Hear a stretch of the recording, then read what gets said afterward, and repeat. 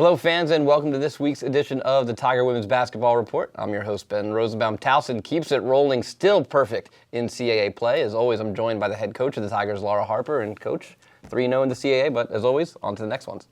Exactly, on to the next. A lot of work still to be done, but proud of our efforts thus far. Yeah, so split travel weekend up at Hofstra, then back here at home.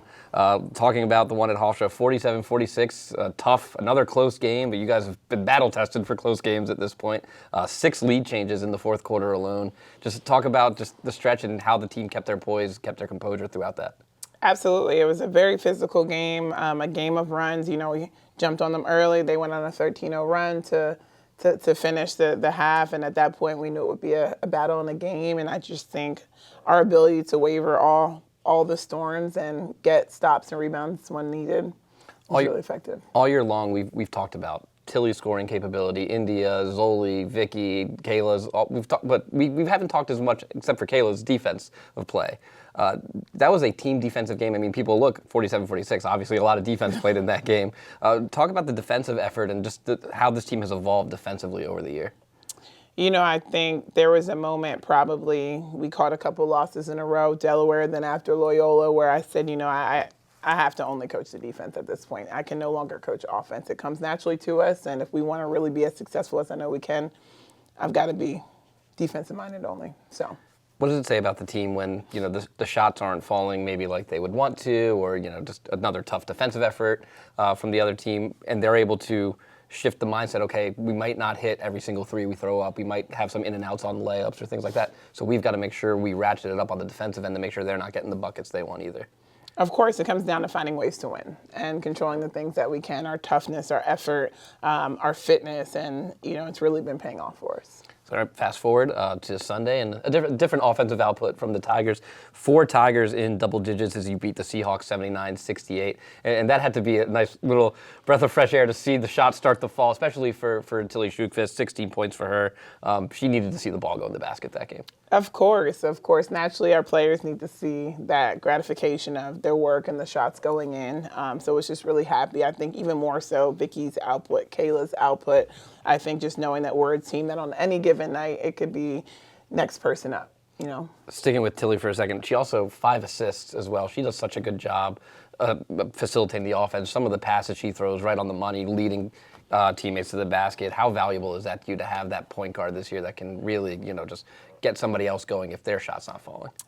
It's invaluable, actually, just to have the 2 playmakers in India and in Tilly and just looking to be pass first. So it just really helps our offense. Vicky Montilavicius, Kayla Morris, Zoli Khalil all with 11 points. Vicky's someone, it was kind of a quiet 11 points. I looked down and all of a sudden I saw she had double digits. Talk about her game and her ability to attack the basket. And she throws up those layups sometimes. They look like they're going to hit the side of the backboard, but she kisses them off the glass perfectly every time. You know, she's got that European flair to her game, that touch, as scoops. I don't know what it is, but she finds a way to get to the rim, and she's growing and evolving. People forget she's a freshman. So, you know, some of these mistakes that she's working through, it's just because this is her first year of playing college basketball. Kayla Morris, 11 points, 8 rebounds. No blocks for Kayla, but it was evident that UNCW was afraid of Kayla Morris. She was altering shots. They were definitely changing what they were doing if they got near her. I mean, that's kind of the evolution. She might not get the block numbers now, but she's going to make teams shy away from driving to the post. Yeah, you know, as a shot blocker like I was myself, I need Kayla to start realizing an altered shot is just as good as a block shot. And I think the more she realizes what her presence is, and let's just not ignore Hannah's presence down there of just being a force in the paint, it's just really helping our overall defense. We've talked a little bit about Samaya Turner the last couple of weeks. Do you think this is the best version we've seen of Samaya Turner over the last 3 years? I mean, it maybe not always be the biggest stat night for her, but she's on the floor more than anybody else. She's diving after loose ball. She's getting rebounds. She has been really fantastic the last few weeks.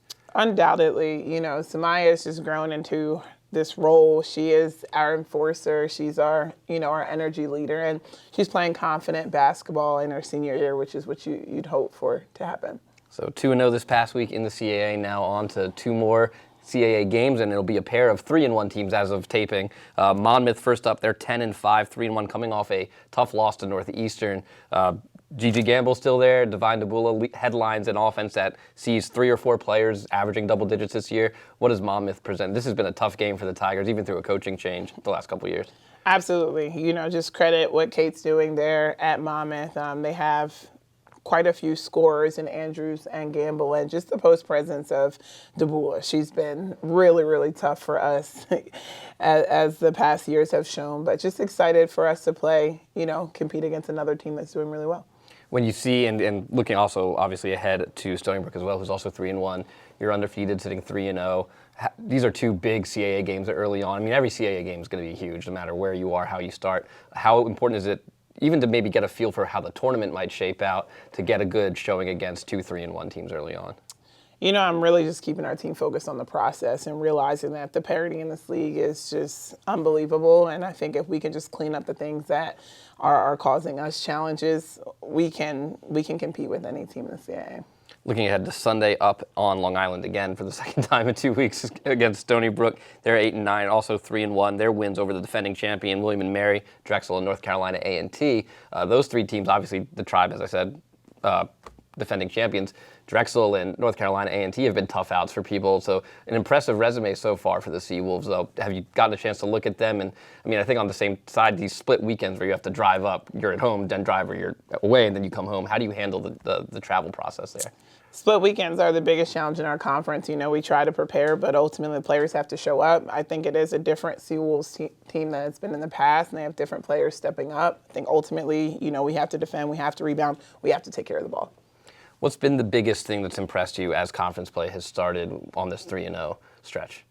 I think it's just the cohesion of all of our student athletes, how they're coming together, playing as a team, fighting together, and just buying into defending and rebounding. All right. The Tigers at home Friday at 7 o'clock against the Monmouth Hawks, and then they'll hit the road on Sunday to take on the Stony Brook Seawolves. Joe Matthews and I will have the call on Friday for you if you can't make it out to CQ. For the head coach, Laura Harper, I'm Ben Rosenbaum. Thanks for joining us, and as always, go Tigers. Go Tigers.